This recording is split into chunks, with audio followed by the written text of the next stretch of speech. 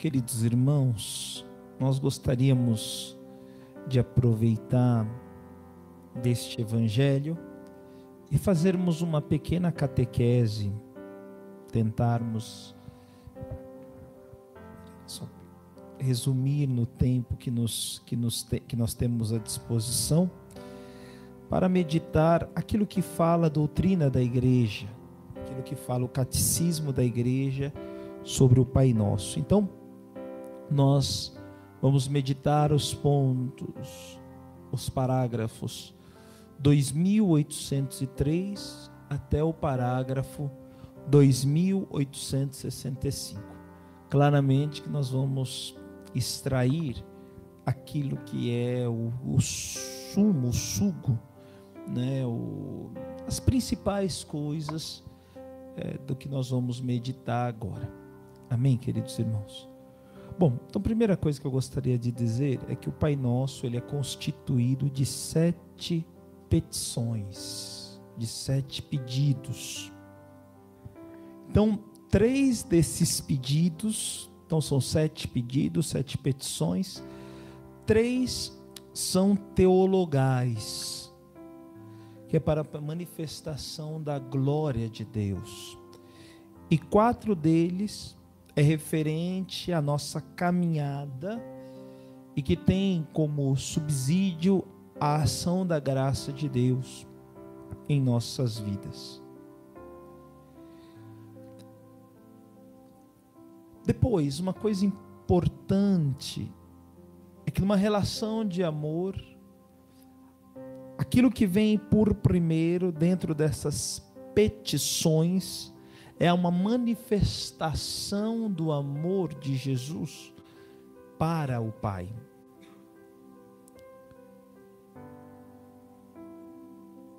Pai nosso que estais nos céus, santificado seja o vosso nome.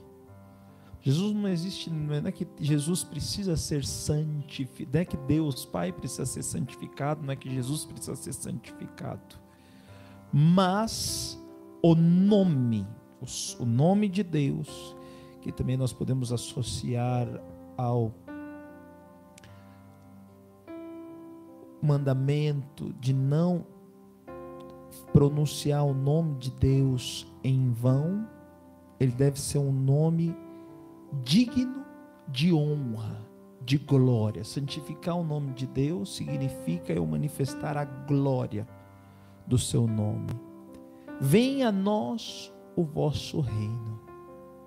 Isso acontece e aconteceu por excelência do batismo.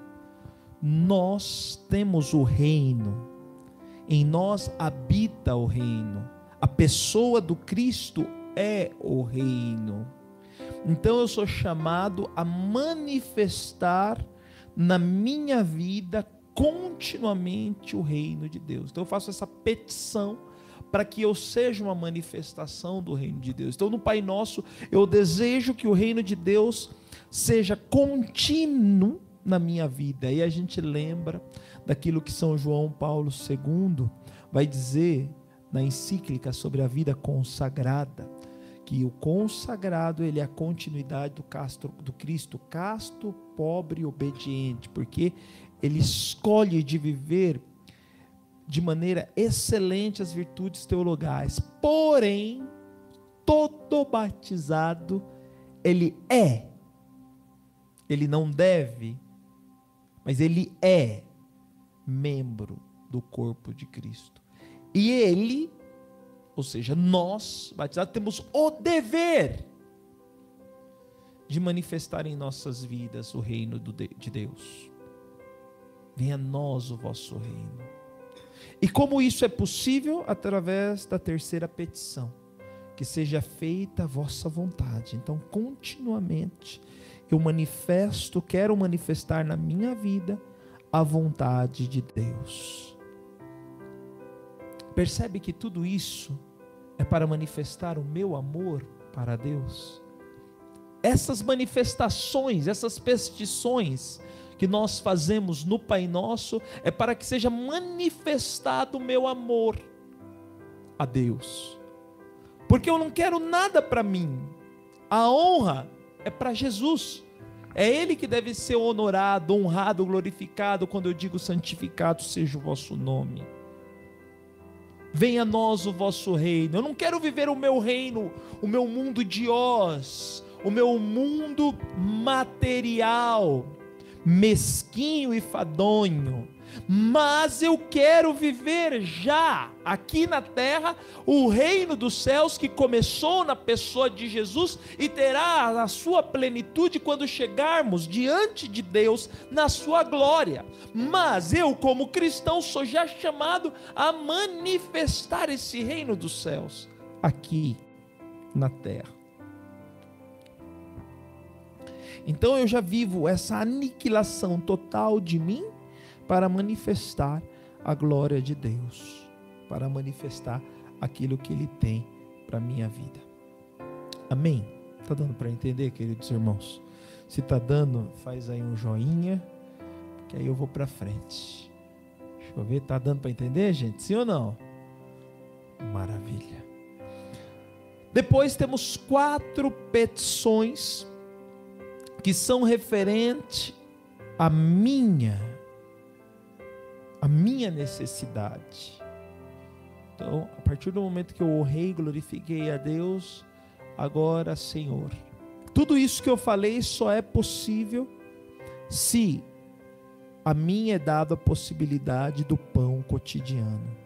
Dai-nos hoje o pão cotidiano. E esse pão cotidiano, ele não só quer dizer o pão físico material, mas também o pão espiritual.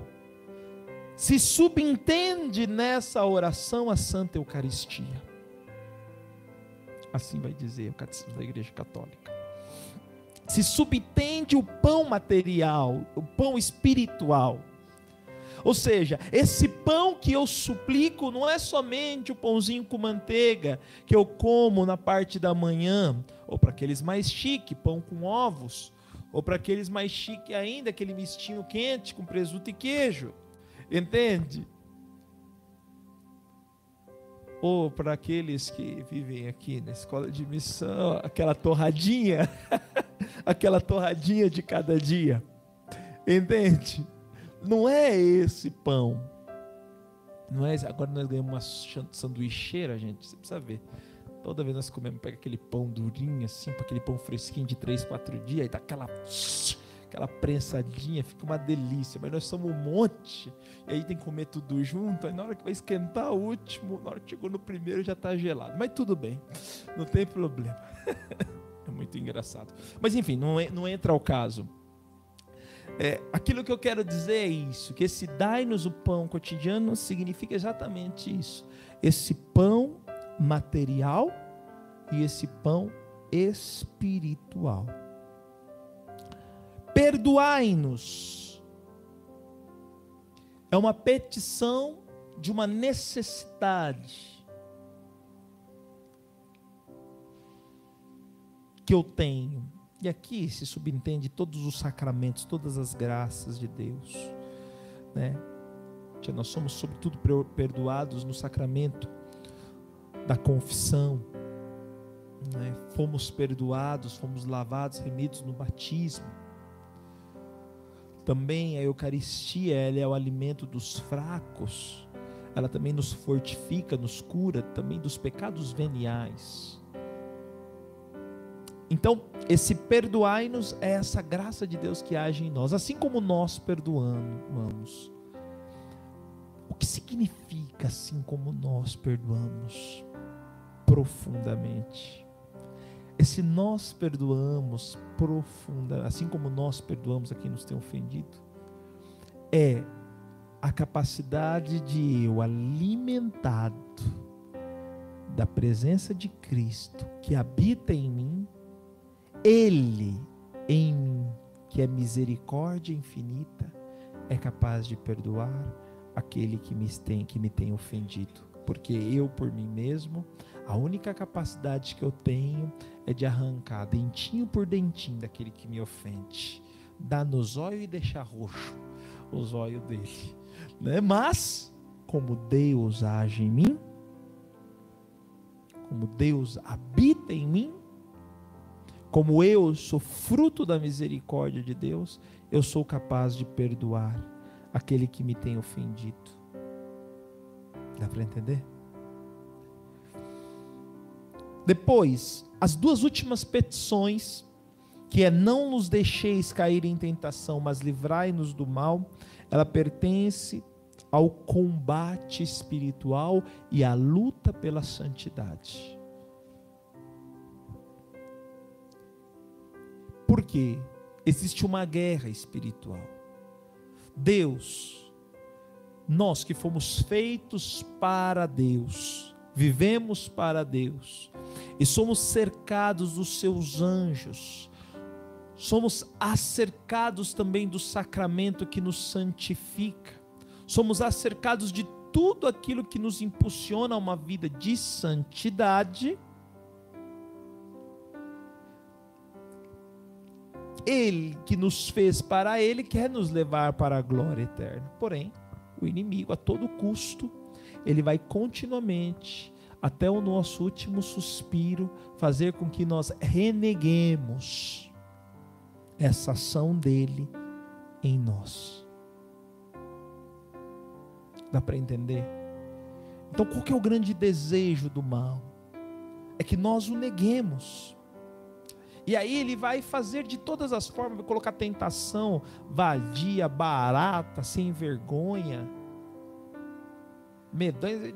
Inimigo, o capeta ali não tem muita criatividade, é sempre a mesma música, cigarro, droga, mulher, isso, aquilo, sempre aquela mesma ladainha. Entende? E ele vai querer, ele vai insistir, a ponto de nós renegarmos a Deus. Por que eu estou falando tudo isso? Porque Deus não nos permite uma tentação mais forte ou maior do que a qual nós podemos suportar. É importante entendermos isso. Mas Deus quer que nós o supliquemos, peçamos para sermos livres dessa tentação. Mas se ela vem, que Ele nos livre do mal, da ação do mal em nossas vidas. Então esse entra no campo da santificação, porque Deus nos quer santo e o inimigo quer realmente acabar conosco. Amém? Eu vou fazer agora um resumo rapidamente das 7 petições, para a gente, para não nos alongarmos muito, e depois queria falar para você, se você pudesse fazer até uma leitura espiritual, né? Lesse o que diz o Pai Nosso, todos os pedidos, pudesse ler, meditar, refletir com mais calma no que está no Catecismo da Igreja Católica. Eu acredito que vai ser uma leitura muito maravilhosa. Hoje mesmo eu fiz e vi quanto é bonito, quanto é forte, quanta coisa do Pai Nosso que nós não temos consciência. O Pai Nosso é como se fosse um compêndio, porque tudo está contido no Pai Nosso. E é por isso que o Senhor, Ele nos ensina essa oração. Não multipliqueis as palavras, mas rezei assim: Pai Nosso que estais no céu, santificado seja o vosso nome. Então eu te reconheço como meu Senhor. A minha vida é para o teu louvor, a minha vida é para a tua glória. E esse santo também representa a palavra de Deus, as leis morais de Deus. Entende? Então tudo aquilo que foi escrito para a nossa santificação. Quando eu falo santificado seja o vosso nome, eu também estou dizendo, me comprometo em viver a tua palavra, Senhor Jesus. E depois, esse santificado seja o vosso nome, está implícito a aceitação da pessoa do Cristo na minha vida. Como isso é profundo. O Jesus que nos ensina a rezar ao Pai, mas ao mesmo momento que eu acolho a pessoa do Cristo, eu acolho o Pai, porque Jesus é aquele que é a manifestação da vontade do Pai, porque também Ele e o Pai são um. Profundo, muito profundo esse mistério. Portanto, a partir do momento que eu acolho a pessoa do Cristo, eu estou também acolhendo o Pai, estou honrando e santificando o Pai. E como se faz isso de modo excelso? No sacramento. Começa na Eucaristia, onde eu nasço para a vida eterna e me alimento da eternidade na Eucaristia. E quando confirmo o meu batismo, eu recebo a força para testemunhar o Cristo, a partir do sacramento da unção do Espírito na minha vida, mas também do alimento cotidiano. Por isso, irmão, se você pode comungar todos os dias, comunga. Assim como você come o pão material todos os dias, busque também comungar o Cristo todos os dias na tua vida. E nesse tempo de pandemia, que muitas vezes é difícil comungarmos o corpo de Cristo, comungue-o ao menos espiritualmente, na tua alma, no teu coração. Amém? 2. Venha a nós o vosso reino. Então, essa acolhida de Jesus é o mistério do reino em mim. Mas a partir desse mistério do reino em mim, eu sou chamado a manifestar esse reino através do meu testemunho e a experimentar o já, agora e o não ainda. Esse mistério do reino na sua plenitude, que o contemplaremos na segunda vinda de Jesus, quando ele destruirá por fim todo o mal dessa terra. Mas eu já sou um sinal dessa segunda vinda do Cristo. Eu sou o Cristo que caminha. Seja feita a vossa vontade, assim na terra como no céu. Ou seja, Deus que nos salvou, Ele tem como vontade dele exatamente isso. Ele já nos salvou. Portanto, o desejo dele é a nossa salvação. Por quê? Porque nós, na liberdade de filhos de Deus, podemos renegar essa salvação e renegar essa vontade dele na minha vida. Por exemplo, um jovem, ele tem a certeza que de repente ele é chamado a uma vida consagrada. E ele pode falar, não quero. Ele vai ser infeliz para o resto da vida. Ele vai chorar para o resto da vida. Ele vai sofrer, porém, dentro da misteriosa graça da liberdade que Deus nos concede, nós podemos também dizer não a essa salvação. Por que eu estou dizendo isso? Porque a consagração é o meio pelo qual Deus escolheu para que todos que fomos chamados à salvação eterna, vivermos como separados pela santidade, desempenhemos e cheguemos à salvação. E não correspondendo o caminho que Deus nos escolheu, isso acaba sendo uma destruição. E o catecismo coloca e fala que é importante 3 coisas: a intimidade com Jesus, a vida de sacramentos e a capacidade de discernimento. Intimidade, vida de sacramento e a capacidade de discernimento.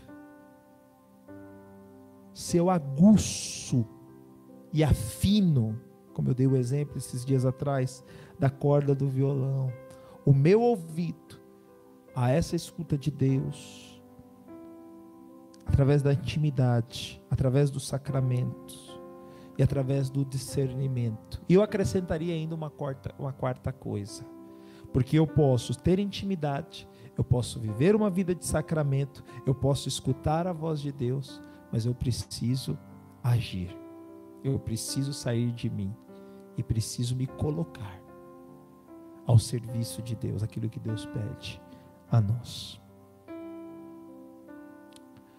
Depois, o pão nosso de cada dia nos dai hoje, é esse crer na providência divina, no abandono. Eu abandono que Deus está comigo, eu confio que Ele age em meu favor.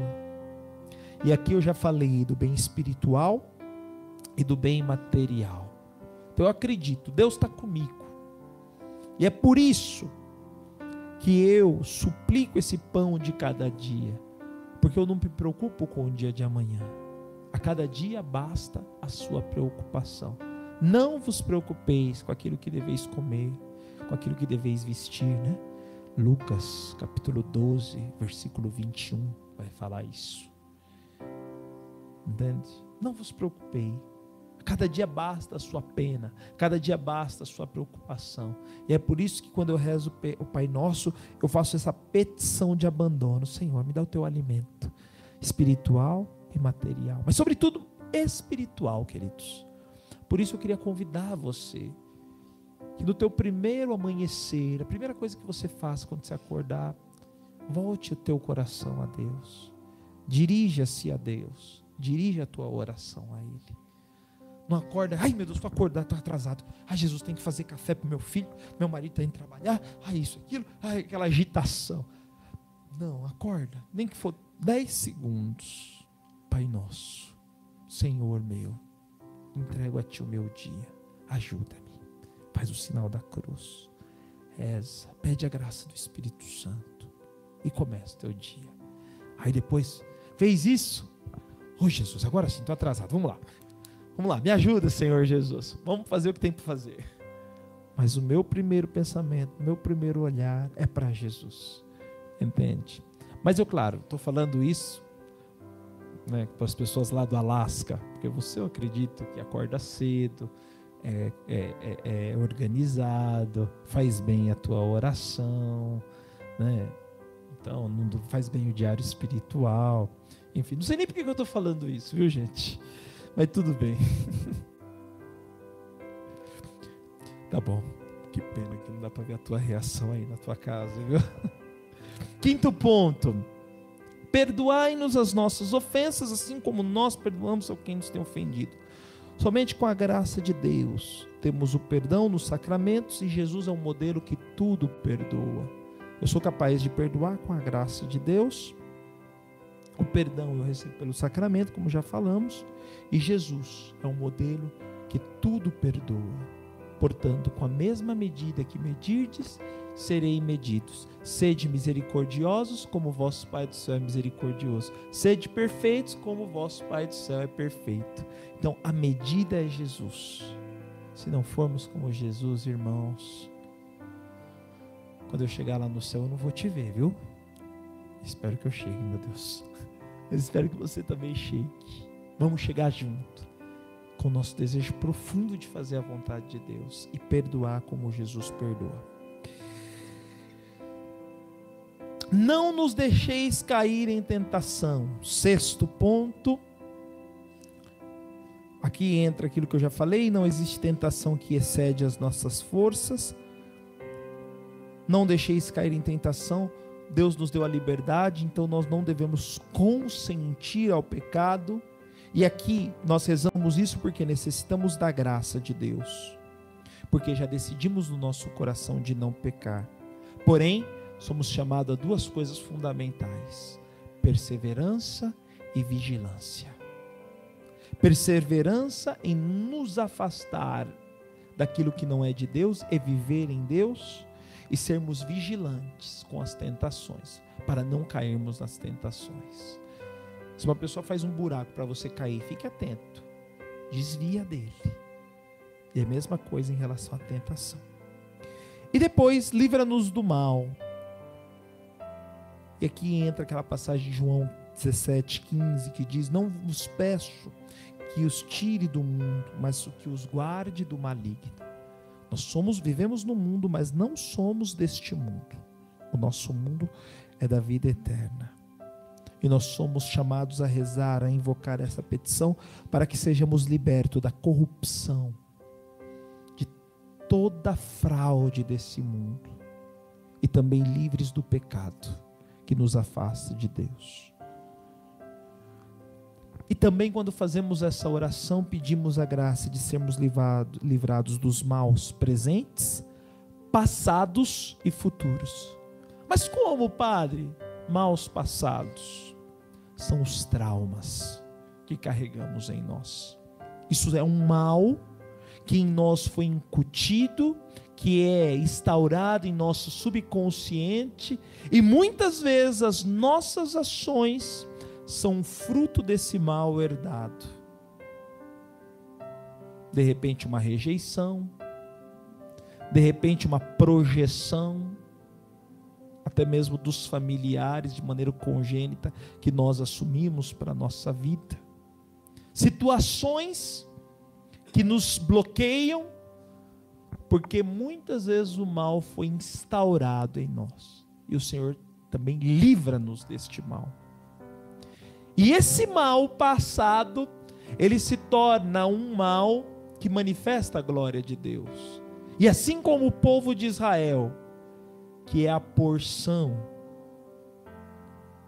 pequeno rebanho de Deus, que pecou, que caiu, e se tornou a sua singular, e aquela história daquele povo se tornou para nós a história da salvação.